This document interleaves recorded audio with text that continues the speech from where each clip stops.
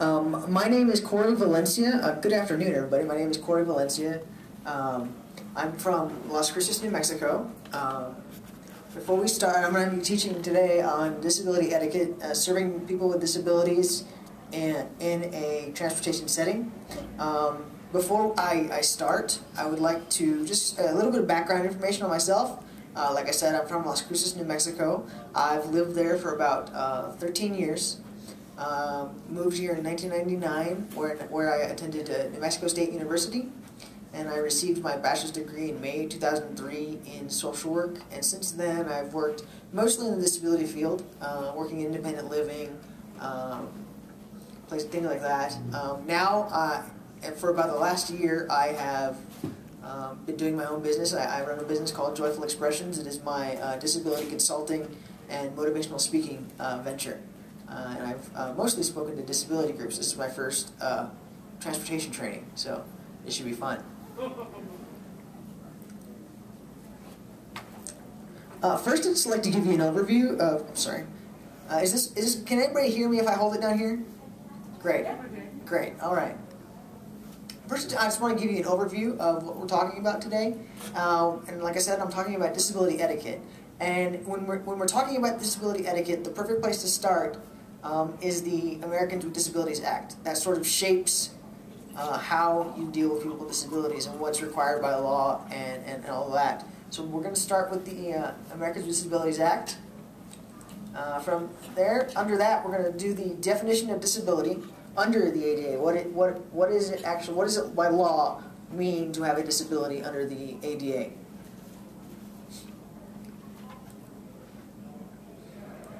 Title I is going to deal with employment, so I'll go over Title I, a brief overview. Again, these are all brief overviews. Title II, public accommodations and governmental entities. Title III, public accommodations but for private entities. Title IV, telecommunications. And Title V, miscellaneous. The reason I say it's going to be a brief overview is because the ADA is vast. It is a vast, vast law, and basically it is an entire training in and of itself. I could give an entire training just on the ADA. That's how large it is. So I'm going to give you a brief overview to sort of get us ready to talk about etiquette. And from there, we will do, I'll get into my etiquette part, and what I'm going to do for etiquette is just tips for interacting with people that have disabilities, broken down by each disability. There's going to be multiple disabilities I'm going to be dealing with. And from there, I'm going to have probably about a 10-15 minute break, depending on how we did on time. And then from there, I would like to do, I like an interactive type of training. So what I'd like to do is ask you if any information comes that I'm giving you sort of sparks a scenario or sparks a situation that you dealt with in your job where you just want some questions answered, or how do I deal with this? What do I do? This would be the time for that. And also I'd like to hold questions till that point. I know there's going to be a lot of information, so if there's a question that pops up when I'm on a slide, just if you can write it down or remember it, and I'll make sure I answer it then too as well. Okay? Okay. Just thank you. Just as a quick survey of the room, how many people in here are transportation providers? Almost everybody. And how many work with other agencies that may work with people with disabilities, interacting, you know, that, and that's good. And some of you have met out in the hall. Some of you are familiar faces, a couple of you, so that's great. Well, so let's jump right in, shall we? Now, the Americans with Disabilities Act, as I said, when we're talking about etiquette, when we're talking about dealing with people with disabilities on an everyday basis, the Americans with Disabilities Act is always where we start. It was signed into law on July 26th of 1990 by George H.W. Bush. It protects individuals from discrimination based on disability. Now, this is important. It was amended by the Americans with Disabilities Amendment Act in 2008, which what the act did is it expanded on and clarified some of the languaging in the ADA. One of the things it also expanded on was the definition of disability, and I'll get into that when we discuss the definition, because it's changed as far as how you define disability. It is the most comprehensive civil rights law protecting individuals with disabilities. Okay, so moving on to the definition of disability, like I said, this is how the ADA defines disability. And this is the term disability as it relates to an individual. A physical or mental impairment that substantially limits one or more major life activities. Now, what is an example of a major life activity? Examples of major life activity are caring for oneself, speaking, breathing, walking, seeing, performing manual tasks, and working. The reason why I said that this was important with the Amendment Act is that in 1990, when the ADA was written, even though there's an entire title that deals with employment, working was not considered a daily life activity. It was not until the Amendment Act of 2008 where working is now a daily activity of living. So that's in there now. That's considered a daily activity. So that's the definition of disability. Title I. Title I prevents discrimination, of people with disabilities in the area of employment. It covers areas such as hiring, firing, and the interview process. Now, one of the key definitions when talking about employment and talking about Title I, and really all interaction with people with disabilities, is reasonable accommodation. Reasonable accommodation is modifying or adjusting a work environment to enable a qualified individual with a disability to be considered for or to complete a job. So what's an example of a reasonable accommodation? An example of a reasonable accommodation I'm going to give here is in the hiring process. And a deaf applicant may need a sign language interpreter to complete the interview process. Another example is, say I walked into your office one day and I applied for the job, and say as part of your hiring process you have a written test that you need to complete in order to be considered for a job. Well, say I don't do well on written tests. I can't process, my brain can't process the written test to give you the answers that you need. But I can give you the same information based on an oral test. That would be a reasonable accommodation. And another thing to remember about reasonable accommodations, they don't always have to be the most expensive, most newfangled thing in the world. Well, you know, like I said, I'm an advocate. I serve on the Governor's Commission on Disability. I also serve on the City of Las Cruces ADA Advisory Board. And so when we talk about accommodations with people in the city, sometimes we run into issues of money. Issues to say, you know, it costs too much, it's this, it's that. And what I try to tell people is, it doesn't always have to be the most expensive thing that's out there. It doesn't have to be that. It has to be what's reasonable. You know, that's the key, is what is reasonable and what will give a person with a disability the same access, or pretty close to the same access that someone without a disability will have to a transportation system, to museums, to public areas, things like that. So that's the key to that. It doesn't always have to be expensive. Sometimes the expensive thing is the thing that works, though. I mean, so keep that in mind. But also keep in mind that sometimes it's just very easy fix. Okay, Title II. Title II prevents governmental public entities from denying access to services provided by said entities.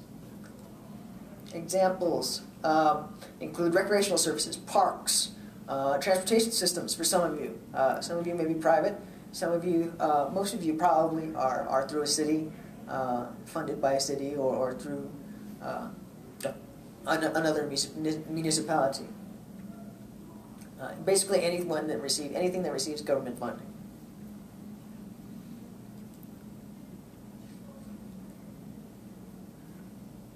Now, if you think, the key here is that the governmental entity must provide integrated services to ensure equal access unless separate measures are required to provide said access. So, where you can include people with disabilities, well, always, if you can, include people with disabilities in the same recreational activities, transportation that you would someone else, unless, of course, it can't be done because of physical access or things like that. You know, there's going to be very few and far between areas where that will be necessary, but that's just something to think about here. Title III covers all public accommodations, private entities that run, own, operate, or lease places of public accommodation. Examples of this would be places such as movie theaters, malls, you know, public pools that aren't city-run, recreation centers that aren't city-run, clubs, bars, places like that.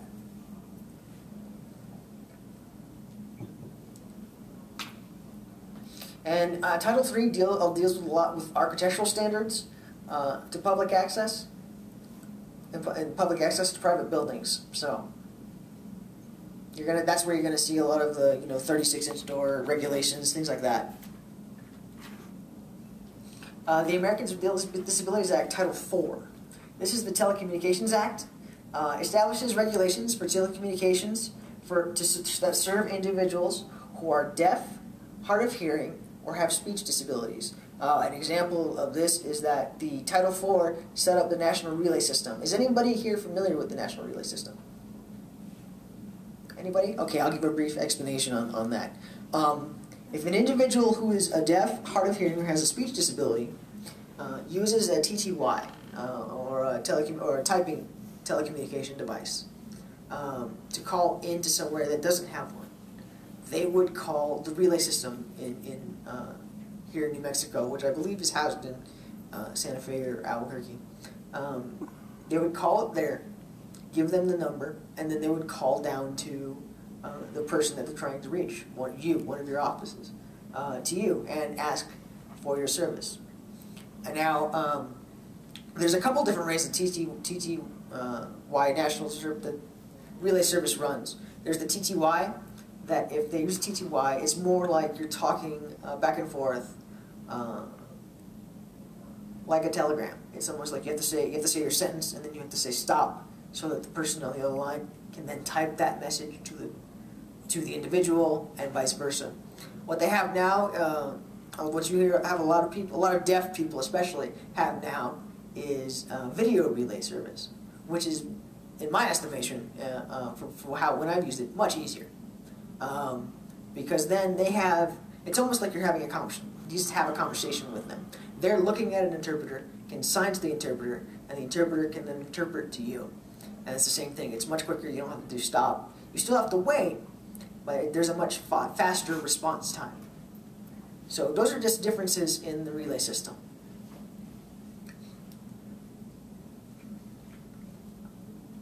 Title V, Americans with Disabilities Act. This is the Miscellaneous Act. This title addresses the relationship between the ADA and other laws. Other places where state law or other federal laws have tougher regulations than the ADA that would supersede the ADA. Things like that. How do they relate to IDEA,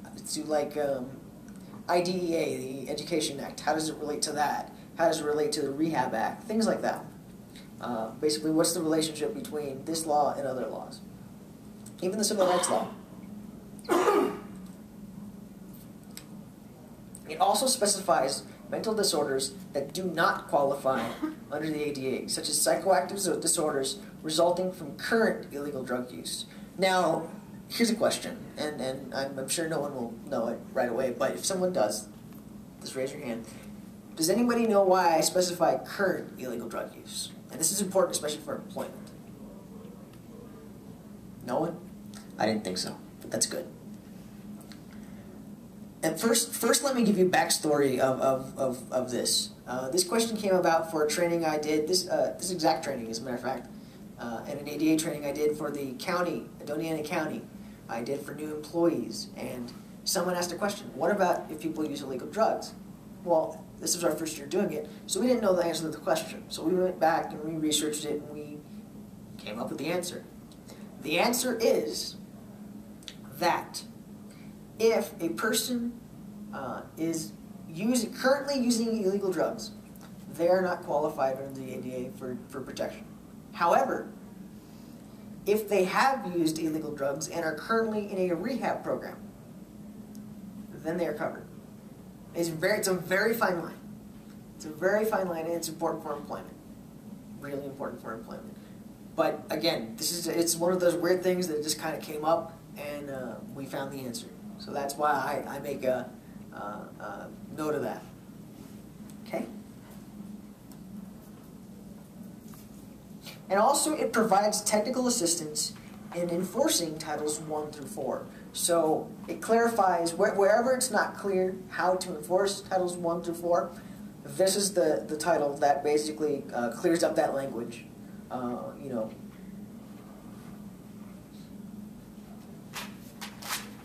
Now we get to the fun stuff, etiquette. And again, like I said, that's just a brief overview of the ADA. It's a vast law. It's pretty much its own training in its own right. So, Great. Okay, starting with disability etiquette. What I would like to start with is person first versus disability language. Disability first language.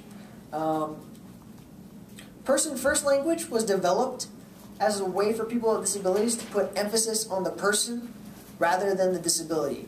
Example, person with a disability rather than disabled person or blind person who is blind, you know, those types of things. The opposite of that, of course, is disability first language. Disabled person, blind person, deaf person, etc. Now, a lot of what I've read recently, as a matter of fact, I'm reading a book on disability right now that I picked up at a conference, social work conference that I was in February, and in it, it discusses that there is an argument right now, sort of a philosophical argument over which is better to use for people with disabilities. Among people with disabilities, this argument is happening among advocates. Which is better? Some people use disability first language. Some people have chosen to stay with that. Some people have chosen, some factions have chosen person first language. Myself, and for the people that I've dealt with in this state, I would stick with person first language. It's to me anyway, it's a much better way of acknowledging that people with disabilities are not their disability. They are more than their disability, and so that's a better way of acknowledging that. But you know, as I say in my motivational speeches, there's also I don't think disability person first language goes quite far enough. So, but for right now, I think for how far we've come, person first language I think is the best thing we have going right now. And that's just my personal opinion. Oops.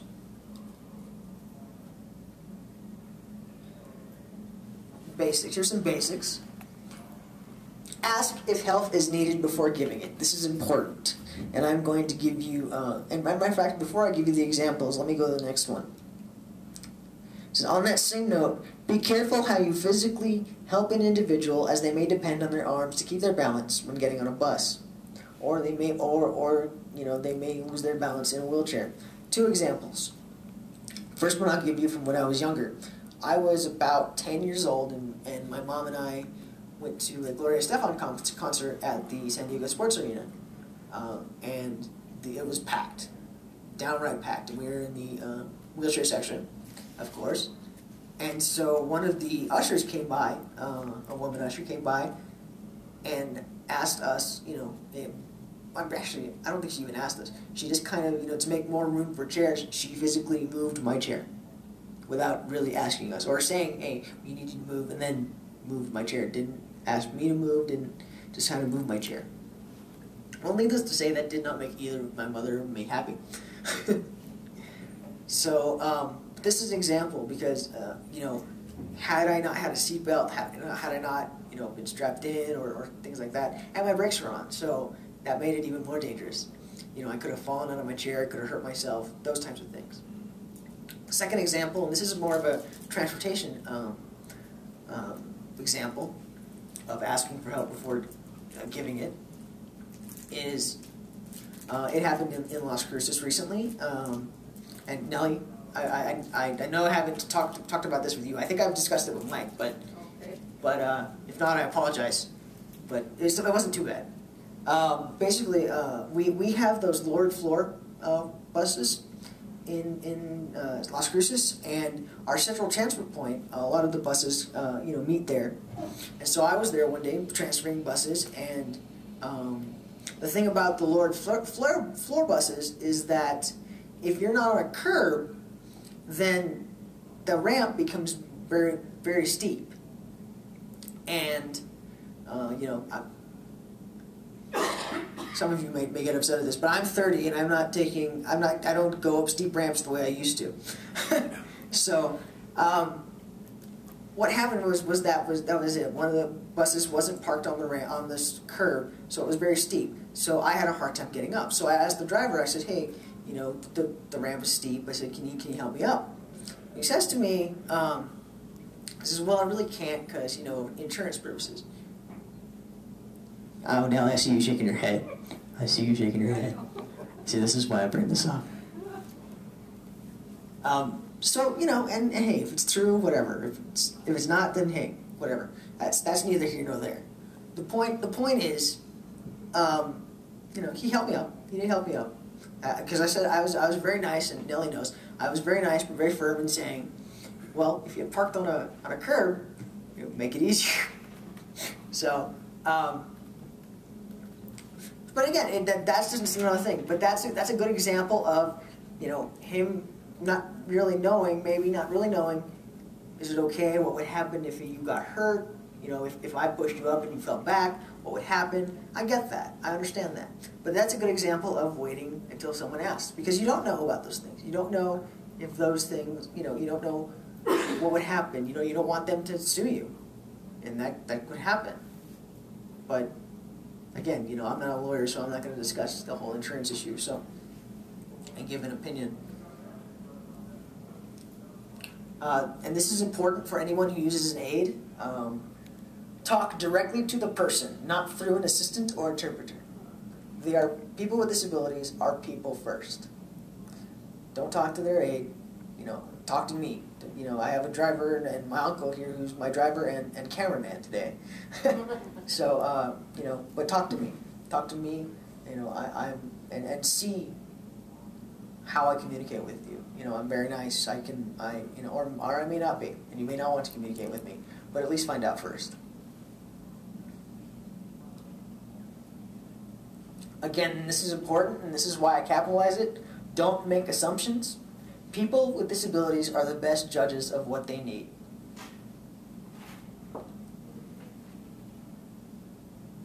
Okay, and we're gonna, like I said, I'm gonna break things down for different people with different disabilities. So I'm gonna start with mobility disabilities, and as I start, a lot of these examples are gonna be both in an office setting and in transportation and in transit. So they're interchangeable. So, to start off, if a person in a wheelchair needs service, it is recommended that you be at their level, so they don't have to strain to make eye contact. So, most of you in this room are taller than I am. So, for me, it's easier if you're talking to me, it's easier for you to be on my level. That way I'm not looking up like this, especially if you're like, you know, 6'10" or something.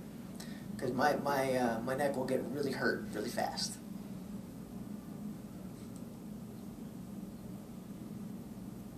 So similar to what I was saying before, before assisting a person in a wheelchair or someone else with the mobility device, ask them where it's okay to make physical contact, as to not to damage the device or cause them to fall. A good rule of thumb here is just to treat whatever mobility device they have as a part of their body, as an extension of who they are. Like the way you use your legs to walk around and go to places, these are my legs. It's the same thing, same difference. Excuse me.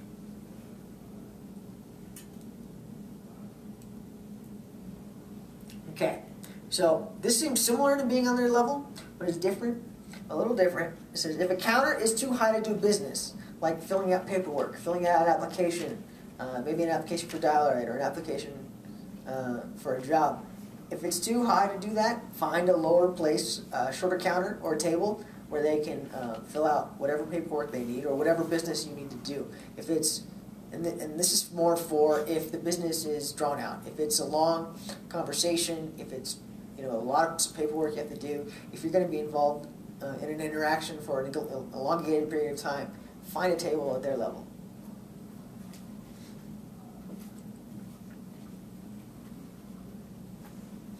And if a public restroom in your place of business is not accessible, allow an individual to use a private or employee's restroom if it is accessible. Moving on. Individuals who are blind.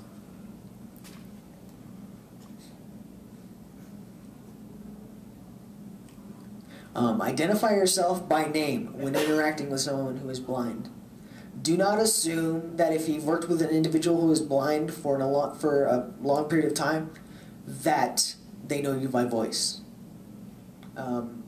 Again, I've worked with, being on the commission, I've worked with several people who are blind, and being in work in Las Cruces, several people who are blind who I have regular contact with.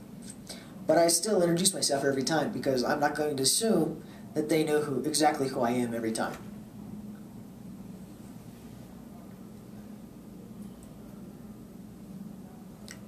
If guidance is needed, if guidance or assistance is needed, offer your arm and don't grab theirs because they may have a cane, they may have a service dog, which I'll get into later. I knew I was coming to a transportation summit, so I'll get into service dogs later, don't worry. Service animals later. I got an entire section just on service animals, as it may unbalance them. So same as what I was talking under in basics, same things apply.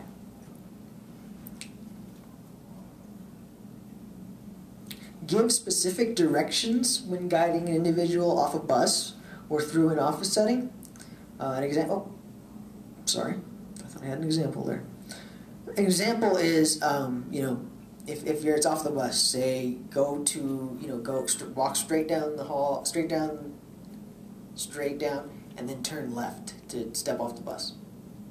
Or to get to a bathroom in an office building, so straight down the hall.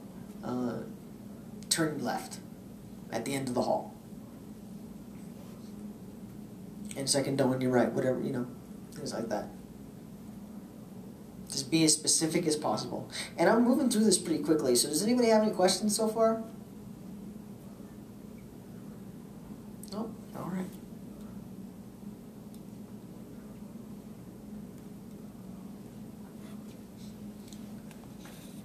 right. Individuals who are blind continued.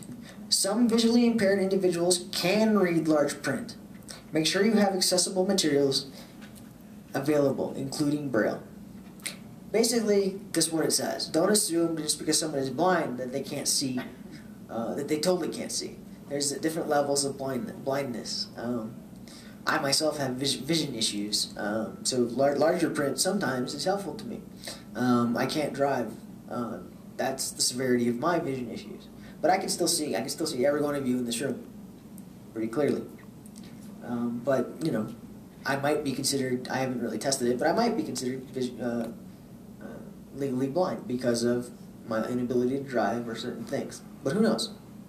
So just like I said, and going back to the beginning, don't make assumptions.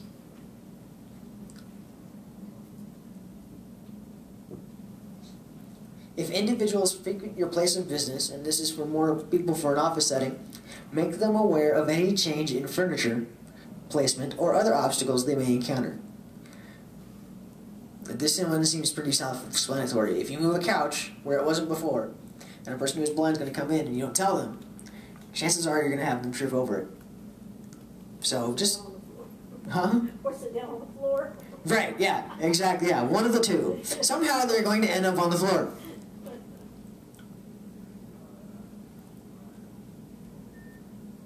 Okay, individuals who are deaf or hard of hearing.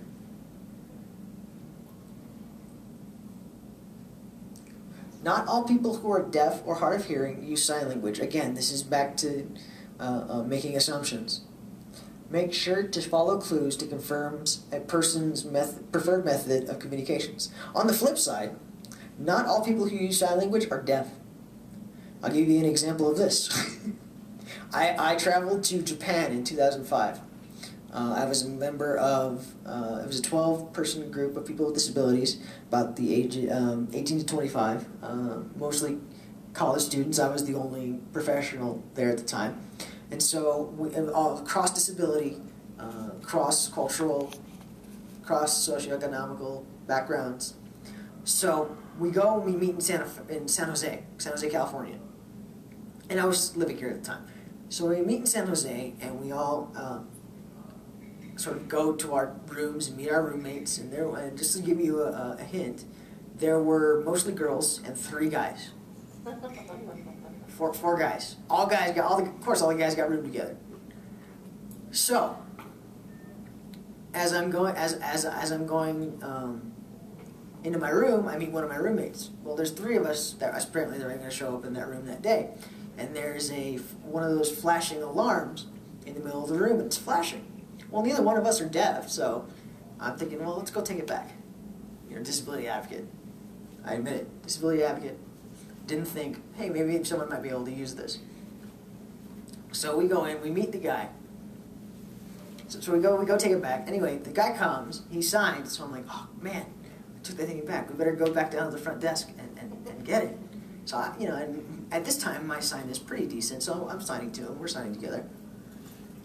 And so we go down to the front desk. So I'm asking, hey, I asked the person at the front desk, hey, I brought the flasher, the flashing alarm. I said, my friend here is deaf and he needs it. Can we get it? Well, and she's like, okay. So she goes to whatever. Guy turns to me, right? Starts to sign to me. He says, I'm actually not deaf. I can hear everything you say. I just can't speak. I felt horrible. Horrible. Because I had done what I trained people not to do, is make assumptions. We all do it. Let's just be honest. We all do it. Well, needless to say, look, we became great friends. We're still great friends, and it was a great trip together. But again, that's just an example. Just an example not to make assumptions. Not all people who are deaf use sign language. Not all people who use sign language are deaf. Some just may not be able to speak.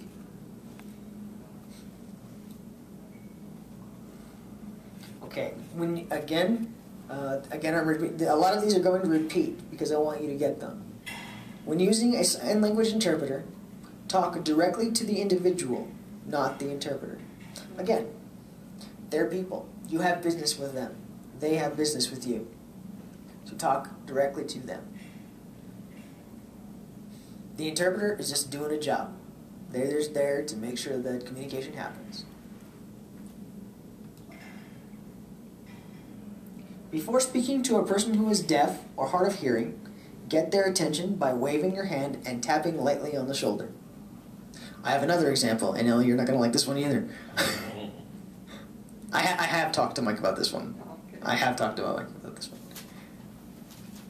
So I was on the bus one day, going to the mall from my house, and there is an individual who was deaf sitting behind me. Well, how they do it on the bus is normally they don't let the people off the bus until the ramp is down for me. Okay?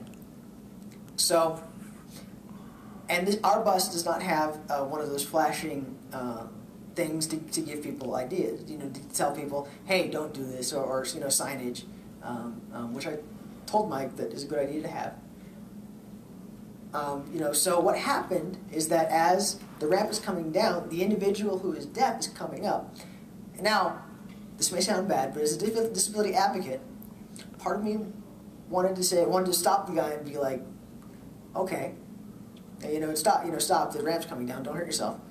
The other part of me who is the disability advocate in me, wanted to say, because again, I noticed that that there isn't flashing or visual cues for people who are deaf. So part of me was like, okay, let's see how this is going to work out, so that I can go back to Mike, our transit director, and say, this is what needs to be changed. And so I chose the latter choice. And what happened was the guy ended up clipping his clipping his leg on the ramp. So I did. I went to Mike and said, hey, this is a situation you might want to look at. Again, signage and things like that. But the best way to, the reason I tell you that is the best way for that person to get, she was shouting at the person. Of course the person's not going to hear. So the best way for her probably to get his attention would be to wave her hand at that point. Or tap him on the shoulder, or try to make physical contact at that point. Not physically shove him out of the way, but just make enough physical contact to say, hey, you need to stop, or you'll hurt yourself. So, I never knew I had so many examples of Las Cruces, Noah. I apologize. Now, I have to say, the transfer system in Las Cruces is great. It is, I've lived there for 13 years, and I've really seen the changes happen. Is there always room for improvement? Absolutely. But I've definitely seen the system change from where it was 13 years ago when I moved there. So just a little shout out for Nellie, so I don't make her feel too bad. Continuing with individuals who are deaf and hard of hearing. Some individuals who are deaf have the ability to lip read. Now, if a person indicates that they can lip read and it's okay for them, it's okay for you to speak to them so they can lip read, speak slowly and clearly so that it is easier for them to read your lips.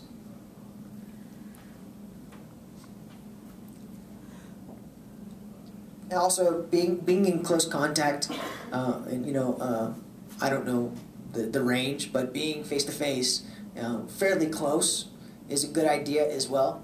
Because if if you were started speaking back there and I could lip read, I may be able to understand you, but it's a little bit harder unless you're speaking slowly and clearly. Now, if writing is the method used, do not assume that a person who is deaf is unintelligent if they have poor writing skills, and I'll tell you why. It goes right down to American Sign Language. American Sign Language is not based on the English language. It is based on the French language. So let me put that on the mic for a second. Can everybody still hear me? All right. So if I was to say, "How are you?" in sign language, I would go, "How you?" Notice that I didn't do R. There are no articles, there's no R, the and, the, things like that, a, things of that nature. So, and so it's actually based off the French language. It was developed by a Frenchman, and so a lot of the structure that you will see in ASL is based off the French language. So that's that structure that doesn't have articles and things like that. And many deaf and this is why ASL doesn't have a written language, because it's very difficult you basically can't write ASL into English. It wouldn't quite make sense. So a lot of the stigma that people who are deaf face, especially a lot of my friends who have gone and gotten degrees, master's degrees at Gallaudet or at New Mexico State or different places. A lot of them, the stigma that they'll face is that people will think they're unintelligent because when they write, they're writing based on their language. They're not writing based on English. See, if you signed, how are you, rather than how I did it, that would cease to be American Sign Language and become signed English. So again, just don't make assumptions.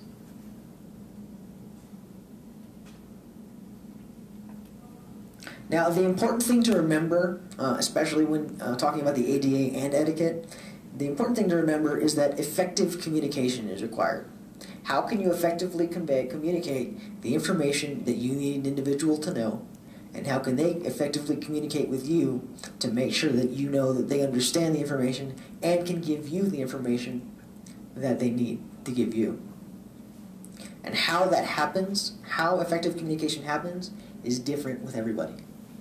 Okay? Any questions so far?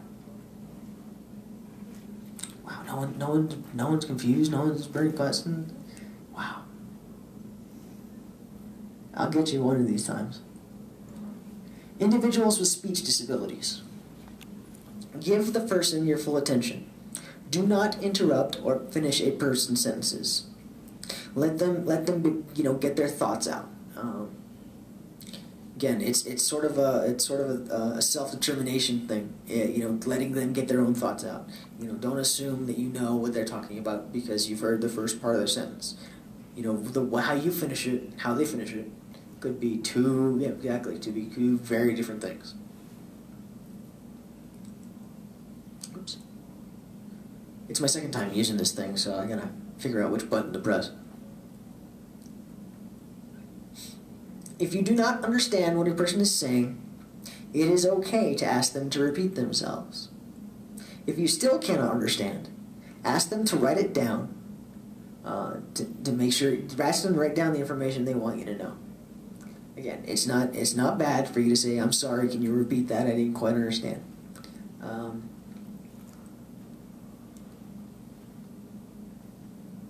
A quiet environment makes communication easier.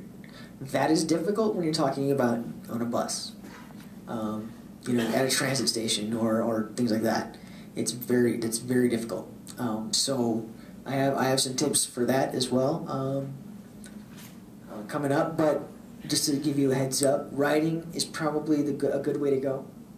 If you can, have them write down the information they need. You write down the information they need. That's a good way to go. Again, similar to dealing with people who are deaf, effective communication. What is going to make you effectively communicate with the person that you're dealing with?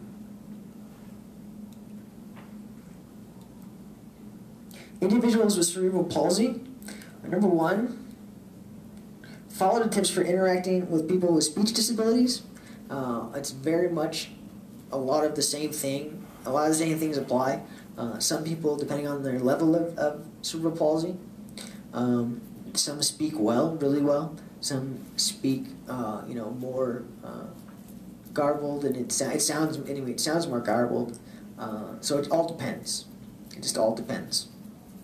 But a good rule of thumb is just to stay with those tips. Individuals with cerebral palsy may appear drunk, appear to their third speech, and involuntary body movements.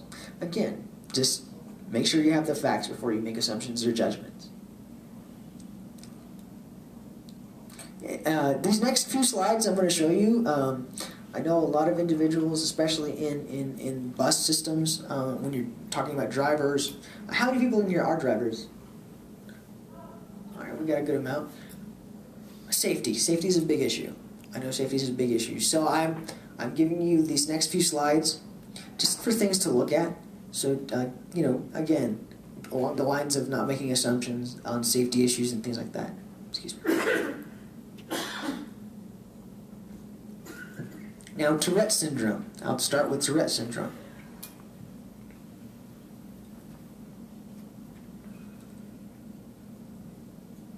Persons with Tourette syndrome may make involuntary gestures or vocalizations if in conversation.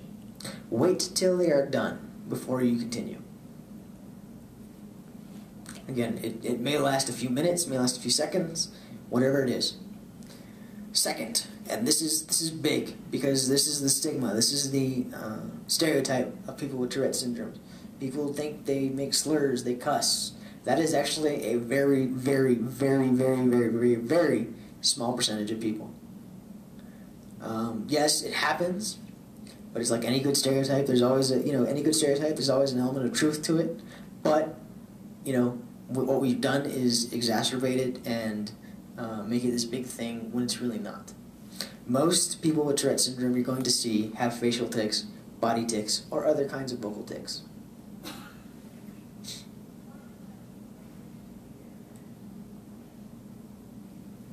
Just be aware of the person's body language and demeanor when assessing risk to yourself and others. And that's a thought that's gonna go through the next couple of slides, next couple of disabilities that I'm gonna talk about.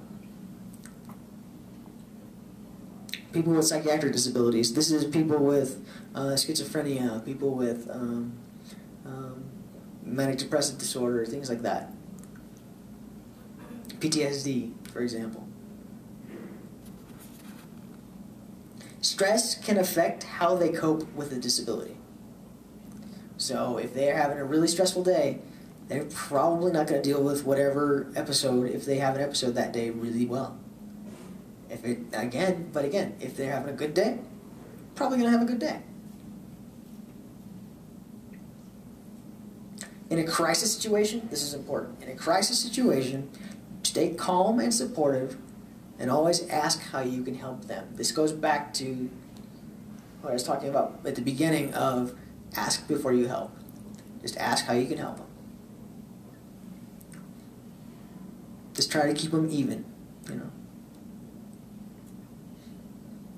People with psychiatric disabilities have varying personalities and coping mechanisms.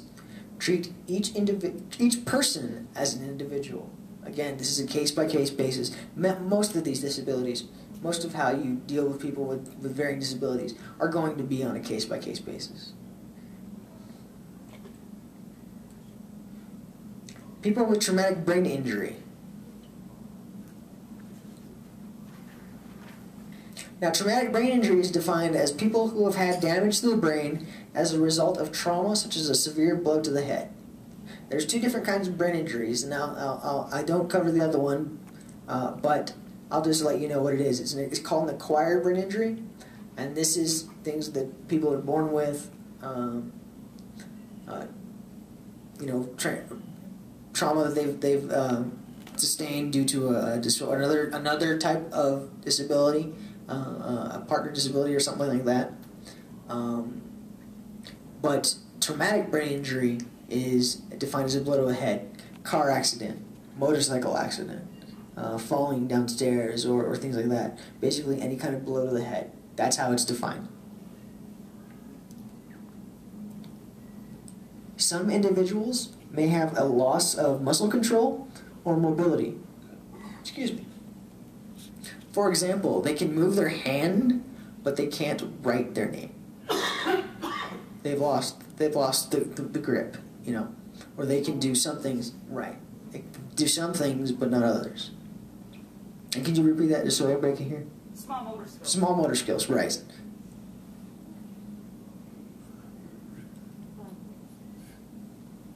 They may have poor social skills, such as making inappropriate comments at the inappropriate times. This is very common, actually.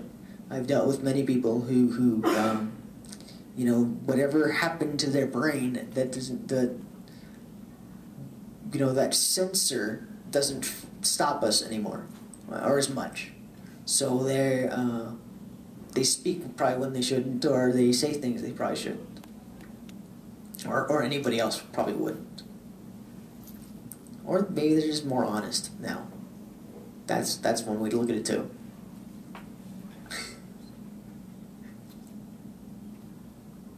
So as a driver, okay, for you drivers, when assessing safety for yourself and other passengers, it is important to look for these cues to make an accurate judgment of safety.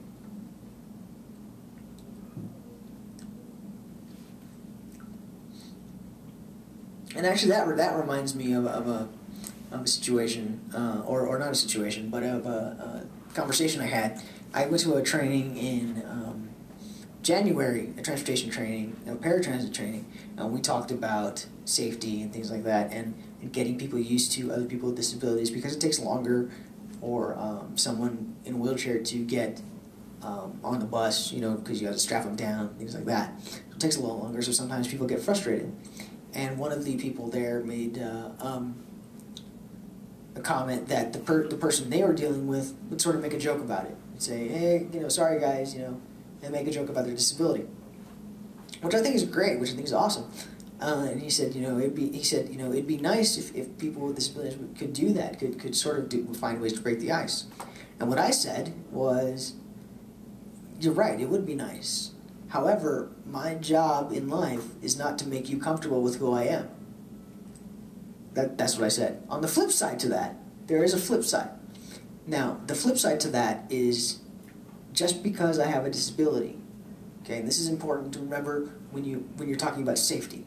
Just because I have a disability does not give me the right to be abusive to you, to be mean to you, or to be an all-out jerk.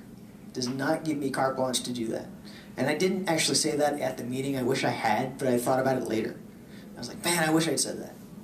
But I'm saying it to you all now, so it works out.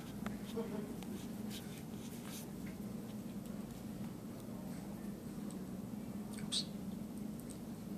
Okay, when dealing with people with cognitive disabilities, and this is, I've combined people with cognitive disabilities, so we're going to be talking about tips for people with learning disabilities, as well as people who may have developmental disabilities, autism, things like that.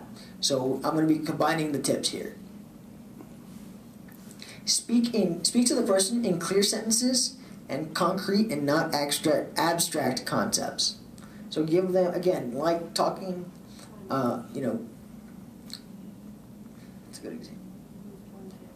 Yeah, exactly. Just give them a good context, especially in a transportation setting. Give them context, give them concrete directions, easy to follow. And this is people with, talking about people mostly with developmental disabilities, because they don't deal in abstract that well. Some do, some don't. Most don't. So just something to think about. In an interview or assessment, this is important because we talked about this in that training I just spoke of. People with developmental disabilities, especially in an interview or assessment, the individual may aim to please. They may aim to look or make themselves more able than they are. That's not always the case. Again, not always the case, but it may happen. So be sure to phrase your questions or assessment tools, whatever you use, in ways that can elicit the most accurate information possible. So whatever you can do to so that they can't find a way to loop around and try to please you, and try to make themselves look more able than maybe they are, or maybe they aren't. Just make it so that you get the most accurate information possible.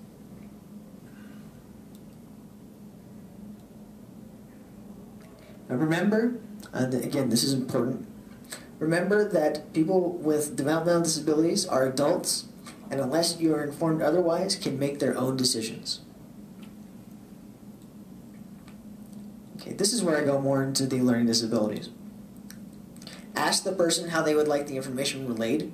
Again, a good example, like I said, is would they like it written? If you tell them something, will they remember it? I know for myself, I have some learning disabilities, so recall for me is tough sometimes. Sometimes I try to do stuff in my head, doesn't always work, especially for math. But it doesn't always work, so sometimes having it written down, specific A, B, C directions, is perfect for me.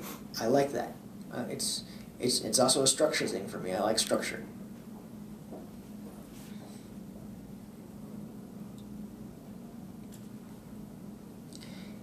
Individuals may have trouble concentrating in a noisy environment, such as transportation terminals.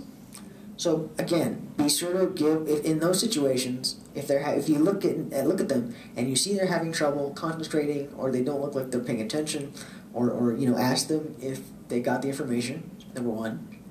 Number two, if they didn't, then write it down. Ask if they would like it written down. If they say yes, which I hope they would. If they say yes, write it down for them. If they need to transfer to a bus, or say they're going from one place to downtown Santa Fe, or downtown Albuquerque. Give them from where they are to how to get there, which bus to take, specific directions. Clear signage can assist individuals with cognitive disabilities operate within a transportation system. So making sure it's clear bus stop, bus route, where the route, and if you have a picture of where the route goes, and you can put that on your signage, that would be great. Clear signage is also good for cross disability as well. That example I talked about, the deaf person. Clear signage or a clear alarm about, don't step until the ramp has, don't step past that yellow line until the ramp has been fully put out, would have been good. So again, clear signage can help a multitude of people with disabilities, but especially people with cognitive.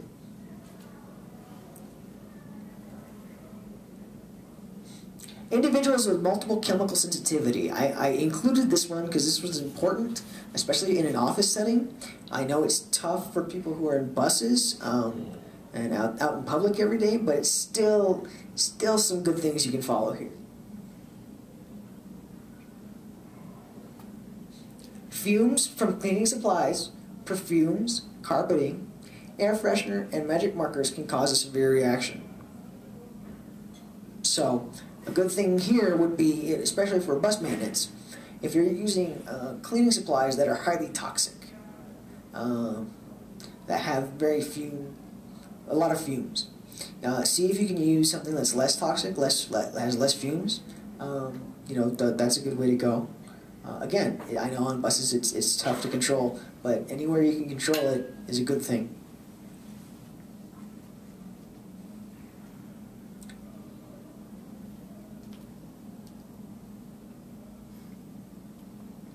Try to avoid spray cleaning bus seats, windows, or other surfaces.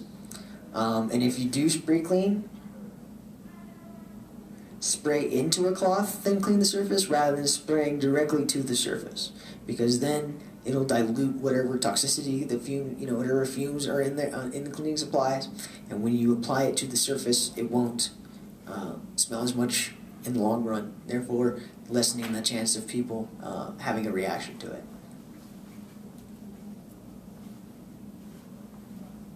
Now, if you deal with the public regularly, which for you drivers, you do, and for those of you in the office, Nellie does with me all the time, so she'll work. She knows.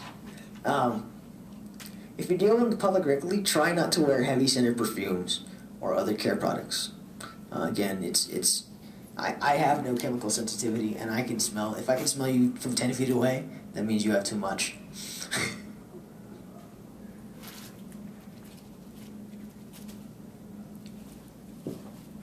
Oh, one more thing. Excuse me, let me go back.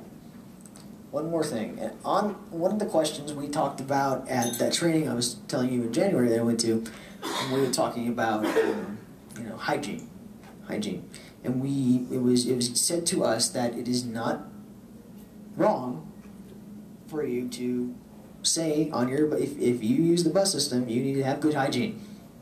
That is not wrong. That is not a bad thing. And I'll tell you why. It's not a bad thing for two reasons. Number one, it calls out everybody who rides your bus. So it's not targeting people with disabilities. It's not targeting people who don't have disabilities. It's saying that for everyone. So that's number one. Number two, you should just, if you're going to be in public with somebody, you just ought to smell nice. Well, nice-ish. Is it wrong to actually tell an individual directly? Because I've had to do it. That's why I'm asking.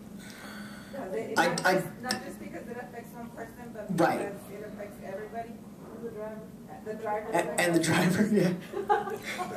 You drive with your window open and out. I'm gonna shy away from saying a definite yes or no. It is hard to do. It's very hard to do it.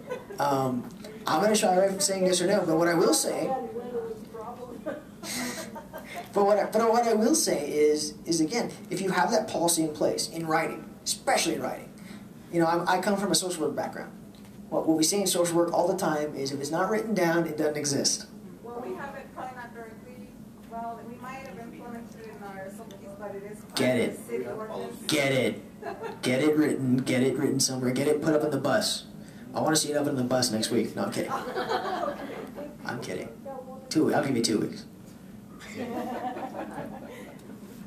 Anthony, do you have something? I saw your hand back there. Oh, yeah. I was just going to say, I think on that situation,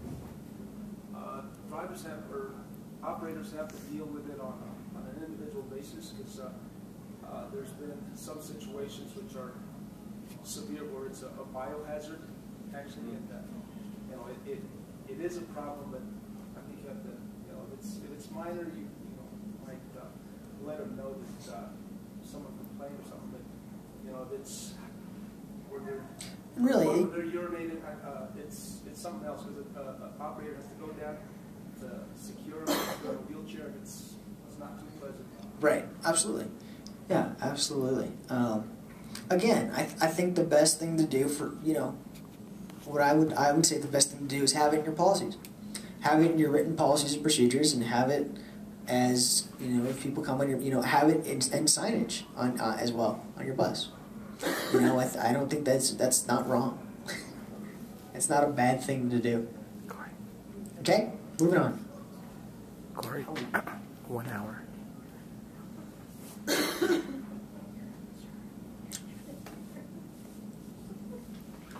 Okay, we're gonna emergency evacuation procedures.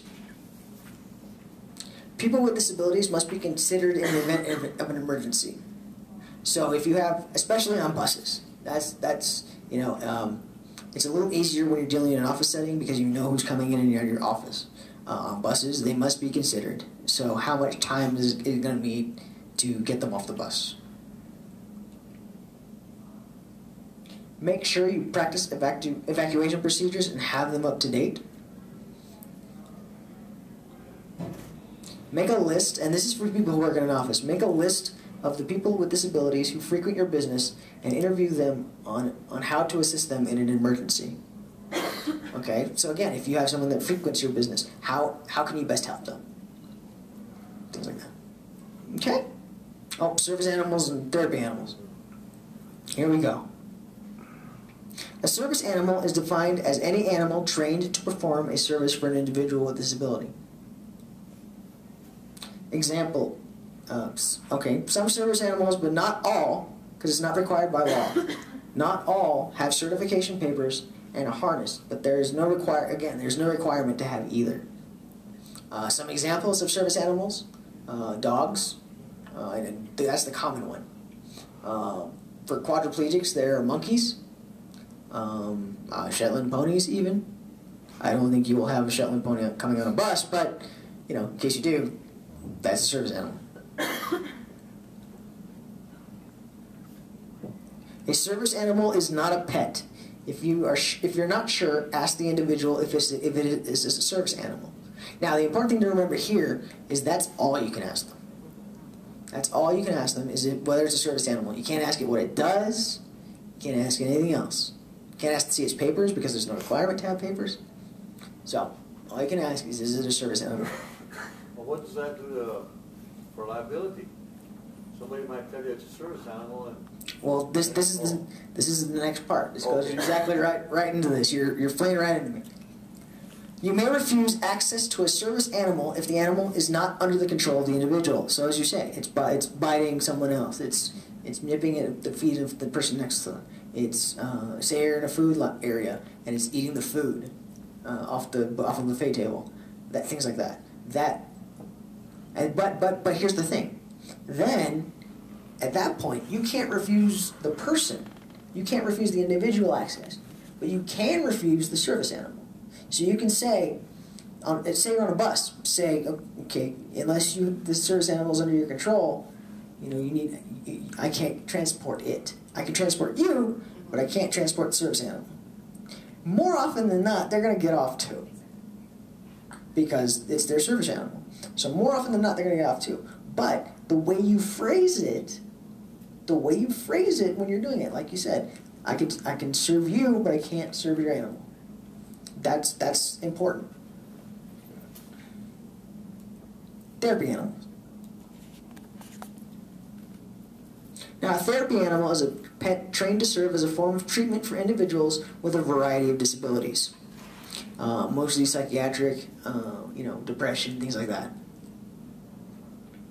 They are not service animals, therefore different rules apply, and they don't qualify for the same access as a service animal. Therapy animals mostly you'll see them in rehab hospitals, schools, places like that, and they're only usually invited, they're only usually there based on invitation only. Okay? And some examples of that, snakes, iguanas.